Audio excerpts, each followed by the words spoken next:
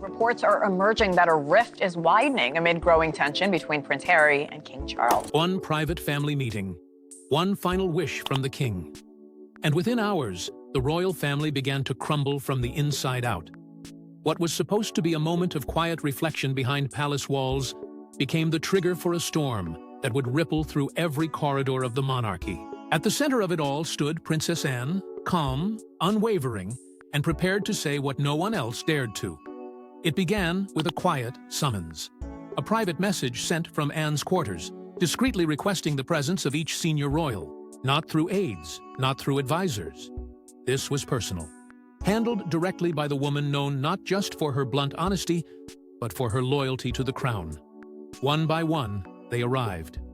Prince William, tense, composed, eyes betraying a storm. He refused to show. Camilla entered with practiced poise, already sensing that this was no ordinary gathering. And then, unexpectedly, Prince Harry walked through the doors. Alone. Meghan was nowhere in sight. Her absence wasn't shocking, but it was felt. The room was cold, not from the air, but from the silence. No warm greetings, no hugs, just history. Thick in the atmosphere, centuries of expectation, decades of resentment, and wounds too fresh to ignore. They sat, and for a moment, there was stillness. Then, Anne stood.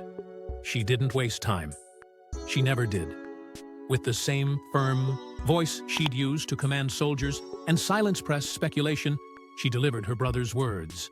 But these weren't ordinary instructions. This was King Charles's final wish.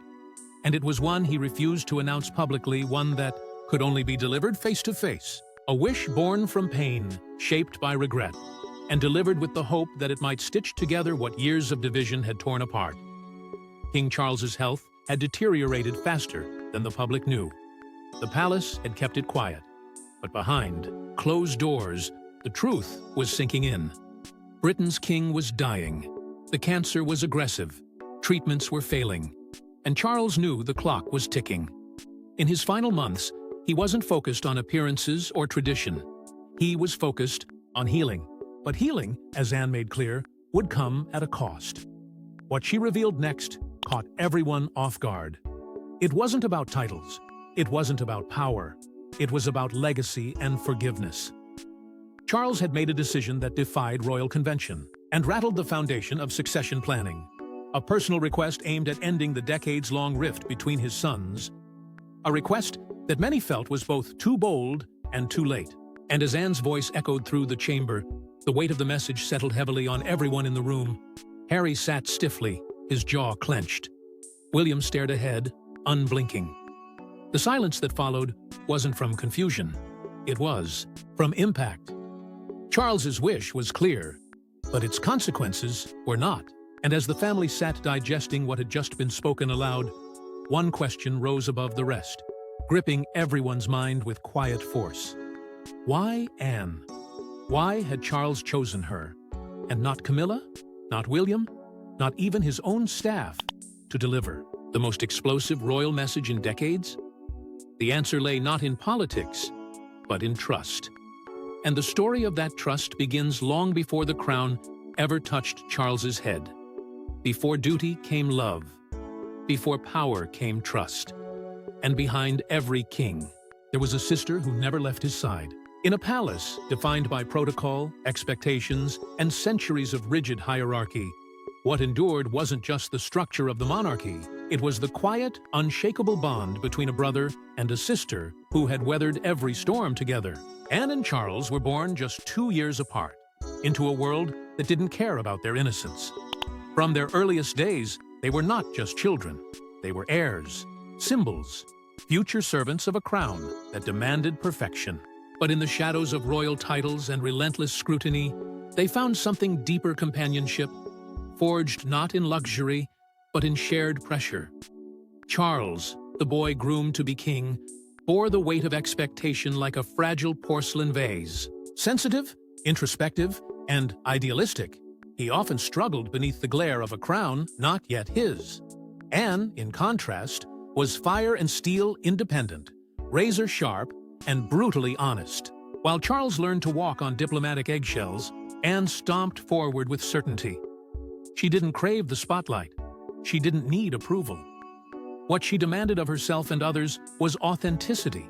That difference in personality didn't divide them. It connected them. They weren't rivals. They were foils.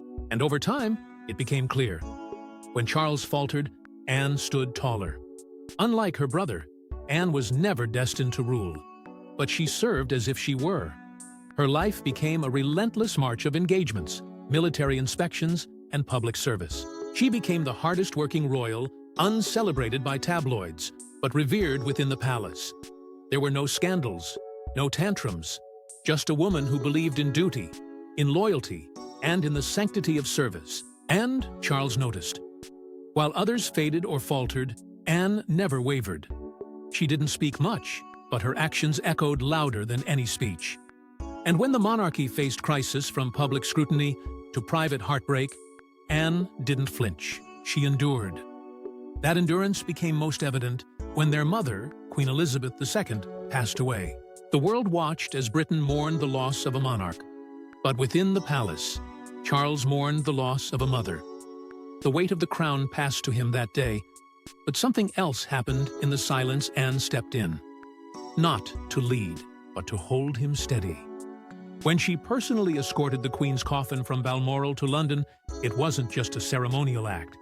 It was a declaration, not in words, but in presence, in composure, in her refusal to let her brother face grief, alone. And Charles never forgot. Because trust in the royal family is rare. Power divides. History scars. Yet in Anne, Charles saw something no one else could offer him: unfiltered honesty, unspoken support, and unwavering loyalty. William had his destiny. Harry had his defiance. But Anne? Anne had his confidence. Through scandal, through loss, through the shifting tides of modern royalty, she remained his anchor. Not for show, not for ambition, but because she understood. She always had. This unshakable trust is why Anne was chosen to deliver the message that would change everything.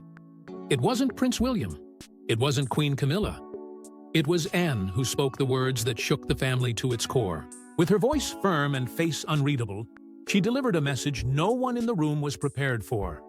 King Charles, once the hesitant heir and now the ailing monarch, had reached his breaking point.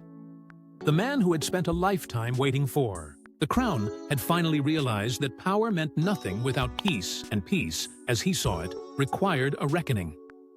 For months, his health had been the subject of hushed whispers within palace walls. Diagnosed with an aggressive form of cancer, Charles had fought in silence, attending state dinners, hosting foreign dignitaries, and smiling for cameras, all while enduring a brutal personal battle. But behind the royal mask, the toll was undeniable. He was exhausted, he was frightened, and more than anything else, he was heartbroken. The burden wasn't just physical, it was emotional. The family he was meant to unify had never been more fractured. So he made a choice. Not a declaration of policy or a command from the throne, but a deeply personal wish. A plea for resolution, for honesty, for healing. But this was no gentle appeal. It came with conditions, with terms, with consequences.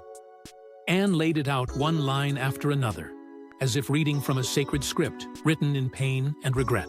Charles's final wish was not about the monarchy's image. It was about confronting its wounds. And those wounds began with his sons. He didn't want a divided dynasty passed down like an inherited curse. He wanted reconciliation.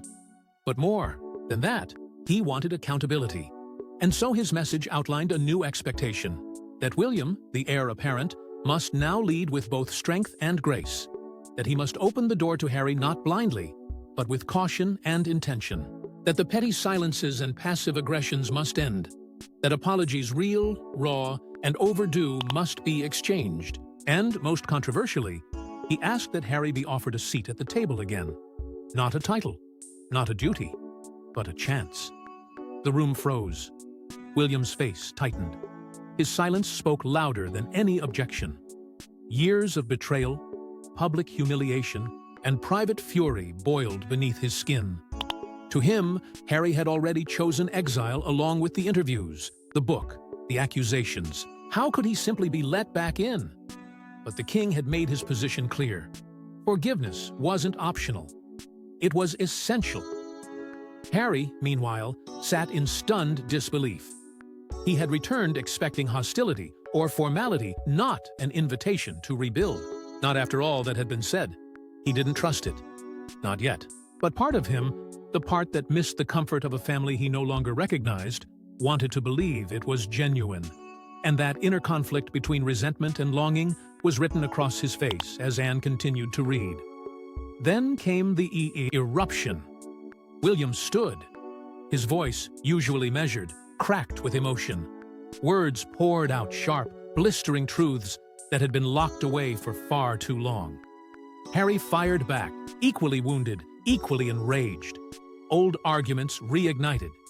Accusations flew, and Camilla, for once, sat silently.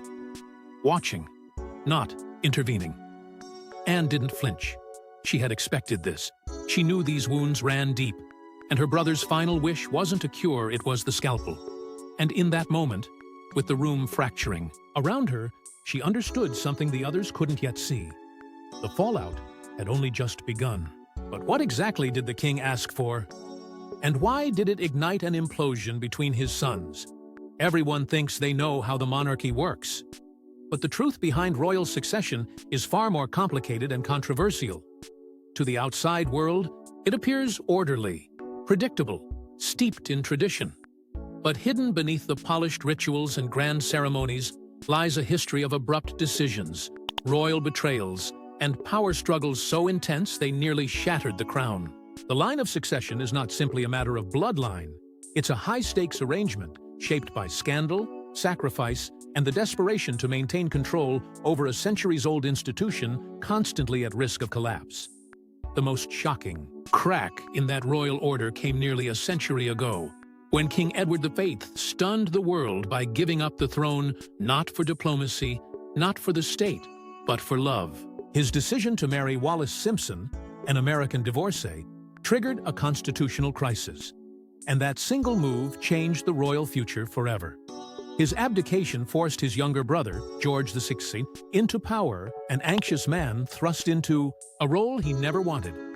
But it was that very twist of fate that made Elizabeth II the next in line.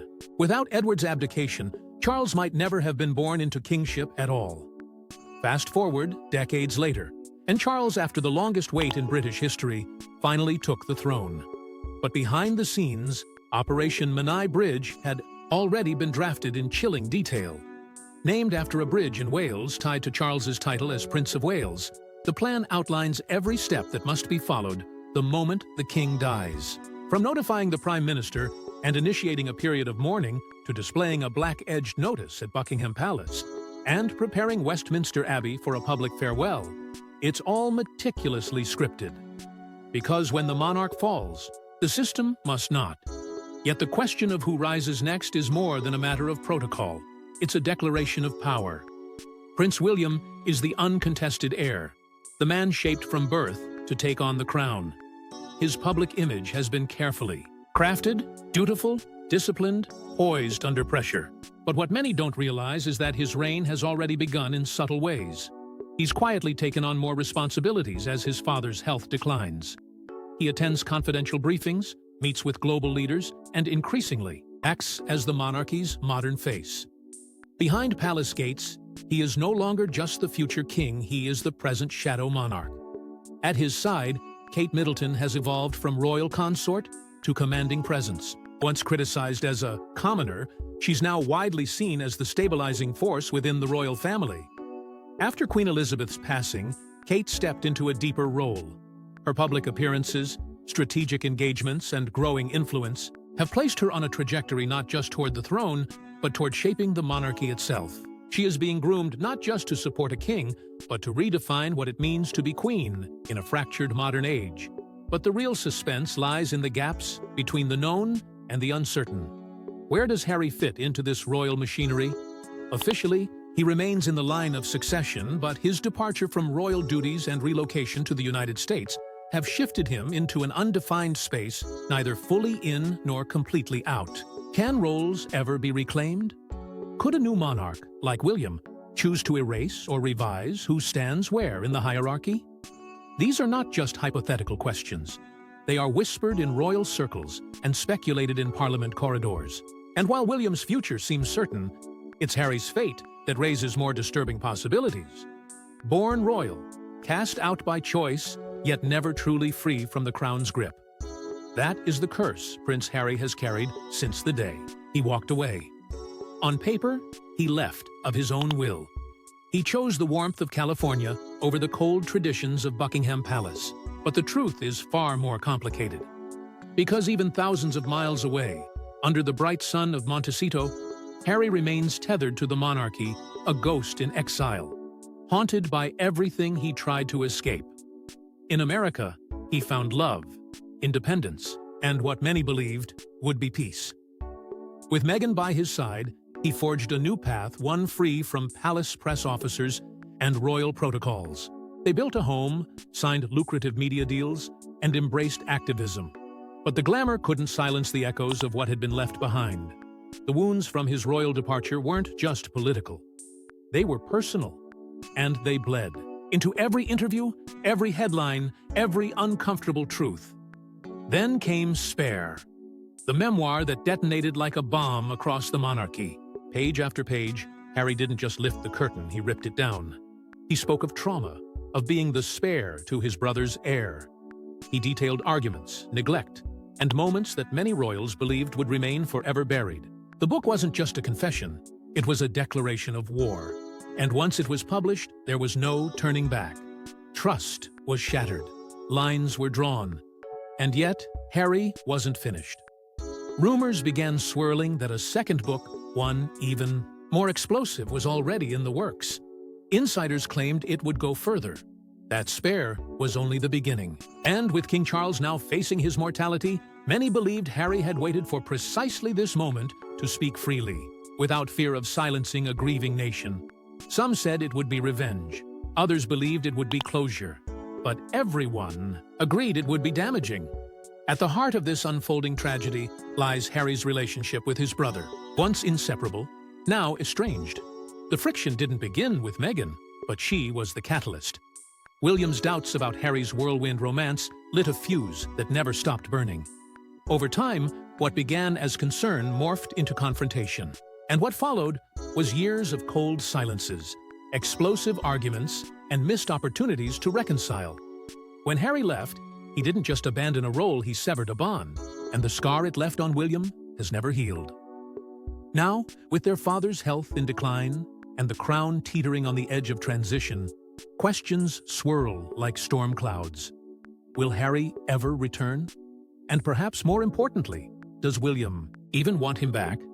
Because beneath the public smiles and royal handshakes, the future king is watching, calculating. He remembers everything. And behind closed doors, the future king is making moves, and they don't bode well for Harry. He stayed silent for years. But now, with his father gone, Prince William may be ready to strike.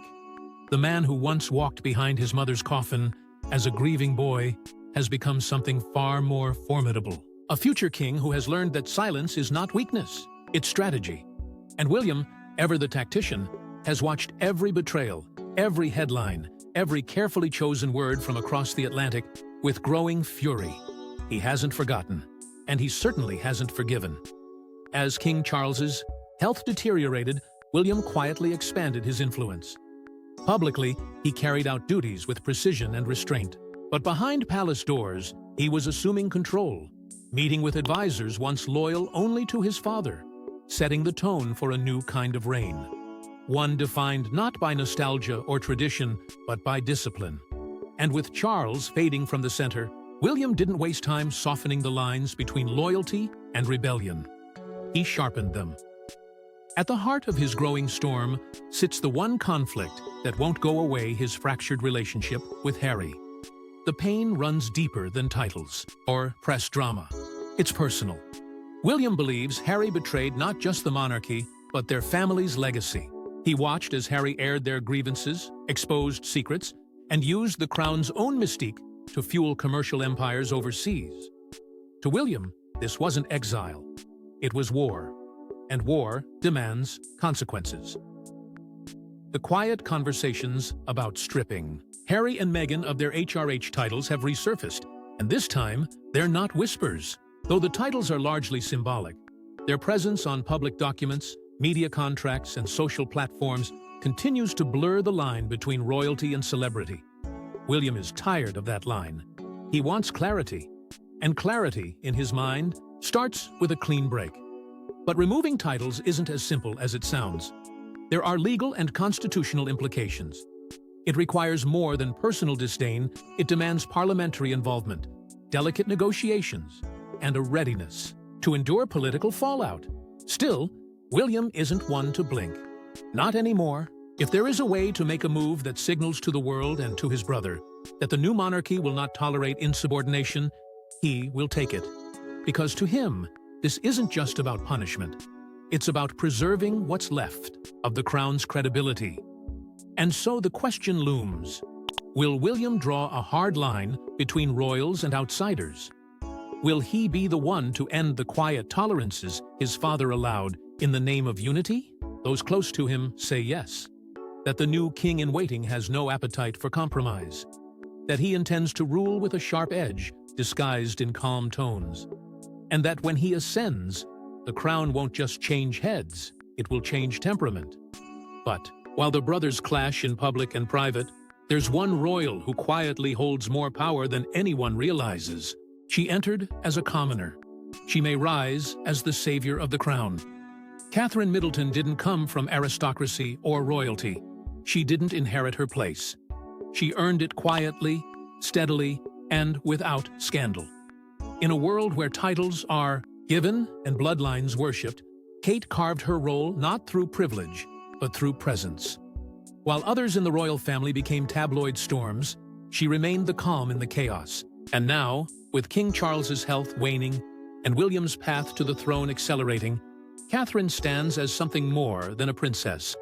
She is the monarchy's quiet force of resilience, poised to shape the future from behind the scenes. Her journey began far from palaces and pageantry. Raised in a middle-class household, Kate grew up with values foreign to the gilded walls of Buckingham Palace: humility, discretion, perseverance. When she met Prince William at St. Andrews University, few could have imagined she would one day become the face of the monarchy's survival strategy. Her early years as William's partner were defined by intense scrutiny, cruel nicknames, and relentless doubt. Critics called her too ordinary, too careful, too calculated, but Kate didn't respond with noise. She responded with patience, and patience turned into power. After Queen Elizabeth's death, everything shifted. The family was in mourning, but the monarchy was in limbo. It needed stability, grace, and above all, trust. And while the public was still reeling from royal controversies, Kate stepped into a larger role without fanfare. She didn't seize attention, she absorbed it. Her presence at state funerals, national ceremonies, and global engagements became symbols of reassurance. Without ever declaring herself a leader, she became one. Inside palace walls, she mastered the balance no one else seemed able to find. She was both a devoted mother and a future queen, a public figure and a private woman. She shielded her children from the frenzy while stepping up to support William as his responsibilities multiplied. Her choices, what she wore, where she went, who she met, were never random. They were calculated signals to a watching world.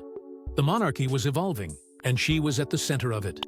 Whispers from within the royal household suggest that before her passing, Queen Elizabeth placed immense faith in Kate. Not just as a wife or a duchess, but as a moral compass. A steady hand who could weather storms with dignity. The Queen saw in Catherine something rarely found in royal life: emotional intelligence, stoic grace, and a willingness to listen before speaking. In a family fractured by pride and wounded egos, Kate represented quiet strength. Today, that strength is needed more than ever. As Prince William prepares to lead, he'll need more than a crown. He'll need credibility. And that credibility increasingly flows through Catherine. Not because she demands it, but because she embodies it. While others chase power, she commands respect.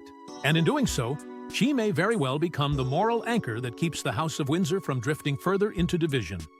But the crown isn't just about tradition anymore. It's about survival in a divided family and a changing world. One throne, two sons, and a future clouded by betrayal, silence, and secrets. As the crown passes from a fading monarch to his heir, the question haunting Britain's most ancient institution isn't just who will wear it, but whether it will survive at all. The monarchy has faced wars, divorces, scandals, abdications, but never before has its greatest threat come from within. With Prince William preparing to lead and Prince Harry watching from afar, the legacy of King Charles is no longer just a matter of ceremony. It's a battleground of emotions, trust, and unhealed wounds. William stands at the threshold of a new era, intelligent, composed, and raised to lead, but fractured by the chaos his own family unleashed. He knows the monarchy cannot thrive on outdated rituals alone. It must evolve. Yet evolution is difficult when your own brother is the one swinging the wrecking ball. The tension is no longer subtle. It pulses beneath every royal appearance, every cautious interview, every unspoken glance across the Atlantic. William must lead, but he cannot ignore the ghost of his family's implosion. Can he truly rule when his brother may still strike? Because Harry isn't finished. Not yet. His memoir, Spare, may have shocked the world, but it was only the beginning. Whispers of a second book, darker, more revealing, continue to swirl. Those close to him suggest he held back, that he waited out of respect for his father. But now that Charles is gone, the silence feels temporary. And with each passing day, anticipation builds. If Harry speaks again, the damage could be irreversible. Not just to individuals, but to the crown itself. And in the midst of this quiet war stands Princess Anne, stoic, loyal, and unshaken. She has weathered every royal storm without scandal or complaint. While others wavered, she stood firm. It was Anne who carried Queen Elizabeth's coffin, Anne who delivered the king's final wish. And now, it may be Anne who holds the broken pieces of the family together, not with grand speeches, but with quiet resilience. She is not the monarch, but she may be the reason the monarchy endures. Camilla, too, faces a turning point. Once reviled, then quietly accepted. She now fades again, this time by choice. With Charles gone, her public role is uncertain. She was queen consort in name, but never in legacy. Now, she retreats from the spotlight, perhaps finally free to live beyond it. Her future will be quieter, but not irrelevant. Her presence or absence still shapes public perception of the royal family's past and its healing.